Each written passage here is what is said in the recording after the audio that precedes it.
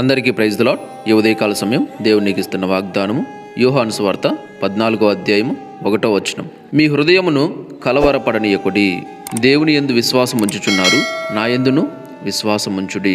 యేసు ప్రభు ఆయన శిష్యులతో చెప్తున్నాడు అన్నమాట. ఏమని అంటే, మీ హృదయమును కలవరపడనీయద్దండి, దేవుని యందు మీరు విశ్వాసం ఉంచుతున్నారు కదా, నా యందు కూడా విశ్వాసం ఉంచండి అని చెప్తున్నాడు అన్నమాట. అంటే యేసు ప్రభు ఆయన సిలువకు అప్పగించబడే ముందు చెప్తున్నాడు అనమాట. ఏమనంటే, నన్ను సిలువ వేస్తారు, మరలా నేను పునరుద్ధానుడై తిరిగి లేస్తాను, తండ్రి వద్దకు నేను వెళ్ళిపోతాను అన్నప్పుడు అందరూ కూడా సిలువ వేస్తారా అని చెప్పి కంగారు పడుతున్నారు, బాధపడుతున్నారు, కలవరపడుతున్నారు, అర్థం కాని స్థితిలో నలుగుతున్నారు.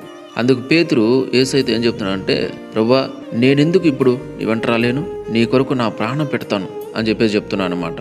అందుకు యేసై వచ్చి, నీ ప్రాణం పెడతావు నా కోసము? ప్రాణం పెట్టడం కాదు కానీ నేనెవరో తెలియదు అని చెప్పేసి 3 సార్లు కోడి గొయ్యకు ముందే నువ్వు అబద్ధం చెప్తావు చూడు అని చెప్పేసి అంటాడు. నిజమే, అది నిజంగా జరుగుతుంది. అయినా కూడా మీరు కలవరపడద్దండి అని చెప్పేసి చెప్తారనమాట. అంటే ఇక్కడ ఆయన శిష్యులంతా ఆయన ఇంకా సిలువకు అప్పగించబడబోతున్నాడు, ఆయన మమ్మల్ని విడిచి వెళ్ళిపోతున్నాడు అని చెప్పి అర్థం కాని స్థితిలో ఉన్నారు. అందరూ ఆందోళనలో ఉన్నారు. పరిస్థితి అలా ఉంది కాబట్టి ఆందోళన చెందుచున్నారు. వారి యజమాని వెళ్ళిపోతున్నాడు అని చెప్పేసి ఆయన్ను ఎరుగనని పేతురు 3 సార్లు అబద్ధాలు పలుకుతున్నాడు. ఏం జరుగుతున్నదో వారిలో ఎవరికి తెలియదు. ఏదో వింతైన కష్టతరమైన సంగతి జరగబోతున్నదని మాత్రము అర్థమవుతుంది వాళ్ళకి. అయితే ఆందోళన పడద్దు అని చెప్పేసి వారికి చెప్తున్నాడు కదా యేసయ్య. అలా ఆందోళన లేకుండా నిబ్బరంగా ఉండడానికి ఈ అధ్యాయంలో కొన్ని కారణాలు కూడా ఇస్తున్నాడు. ఏమి అంటే, ఫస్ట్ది ఏమి అంటే, ఆయన నమ్మదగిన వాడు.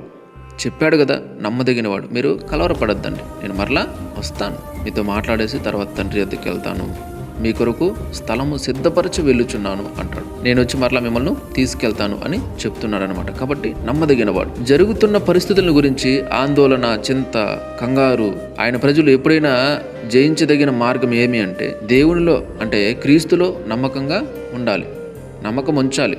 అప్పుడు ఆందోళన, కంగారు వీటన్నిటిని కూడా జయించగలుగుతారు. పరిస్థితి చూసుకుంటే అథవా అల్లకల్లోలంగా ఉంది, అయినా కూడా ఈ లోకంలో మనశ్శాంతి కావాలి అంటే ఇప్పటికీ క్రీస్తులో నమ్మకం ఉంచడం ఒకటే మార్గం, ఇంకే మార్గము లేదు. కావాలంటే నువ్వు రకరకాలుగా ట్రై చేసి చూడు, ఇంకేదైనా ప్రయత్నించి చూడు, నీకు నెమ్మది ఉండదు. ఇక్కడ ఆయన శిష్యులతో ఆయన చెప్తున్నాడు, మీ హృదయము ఆందోళన పడనీయకండి, అంటే మీ హృదయమును కలవరపడనీయకుడి అని. ఈ ఉదయకాల సమయంలో నువ్వు ఏ సమస్యతో కలవరపడుతున్నావో, ఏ పరిస్థితిని బట్టి కలవరపడుతున్నావో, ఏ పరిస్థితిని చూసి అర్థం కాని స్థితిలో ఆవేదన పడుతున్నావో, ఆందోళన పడుతున్నావో, భయపడద్దు, ధైర్యంగా ఉండు. దేవుని యందు విశ్వాసం ఉంచుతున్నావు కదా, మరి ధైర్యంగా ఉండాలి. యేసయ్యను నమ్ముకున్నావు కదా, మరి ధైర్యంగా ఉండాలి. ఆయనే చెప్తున్నాడు, భయపడద్దు, ధైర్యంగా ఉండు, కలవరపడద్దు అని చెప్తున్నాడు. నీకు అప్పులు ఉన్నాయా? కలవరపడద్దు, ఆయన మీద వేసేసి. నీ భారం ఎప్పుడైతే నువ్వు ఆయన మీద వేస్తావు అప్పుడు నువ్వు నెమ్మదిగా ఉంటావు. మీ పిల్లలకు పెళ్ళిళ్ళు కావట్లేదా? కలవరపడద్దు, నీ భారం ఆయన మీద వేసి. ఇంట్లో సమాధానం లేదా? కలవరపడద్దు, నీ భారం ఆయన మీద వేసి. నువ్వు అనుకున్నది ఏది జరగట్లేదా? కలవరపడద్దు, నీ భారం ఆయన మీద వేసి. నీ ఆలోచన ఆయన చేతికి ఇచ్చేసి. గర్భఫలం లేదని బాధపడుతున్నావా? కలవరపడద్దు, ఆయన చేతికి ఇచ్చే నీ భారాన్ని. తండ్రి, నాకు గర్భఫలం లేదయ్యా, అందరూ నన్ను మళ్ళా గొడ్రాలని నన్ను అవమానిస్తారు, నన్ను బాధిస్తారు, తండ్రి నాకు సహాయం చేయండి అయ్యా, నా గర్భాన్ని తెరవండి అయ్యా అని ఆయనకి చెప్పేసి ఆయన చూసుకుంటాడు. నా పిల్లలు మా మాట వినట్లేదు, మాపైకి తిరగబడుతున్నాను, బాధపడుతున్నావా? కలవరపడద్దు, తండ్రి ఇదో ఈ చిన్న బిడ్డలు నాయన ప్రభా, నా మీద తిరగబడుతున్నా, నా మాట వినట్లేదు, నా మాటకు లోబడట్లేదయ్యా. ఆయన చేతికి అప్పజెప్పేవారిని ఆయనే చూసుకుంటాడు, ఆయనే సరి చేసుకుంటాడు. Praise the Lord. ఆత్మీయతలో స్థిరంగా నిలబడలేకపోతున్నావా?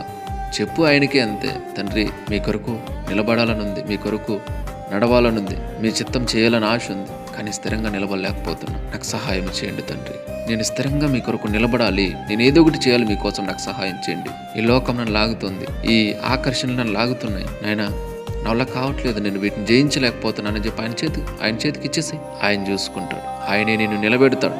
Praise the Lord. కాబట్టి ఉదయకాల సమయంలో నువ్వు దేన్ని బట్టి కలవరపడుతున్నావో, ఏ పరిస్థితిని చూసి కృంగిపోతున్నావో, ధైర్యం తెచ్చుకో, నెమ్మదిగా ఉండు, ఆయనే చూసుకుంటాడు. Praise the Lord. కాబట్టి ప్రతి ఒక్కరు కూడా ఉదయకాల సమయంలో 2 తలలో ఉంచండి, ప్రార్థన చేసుకుందాం.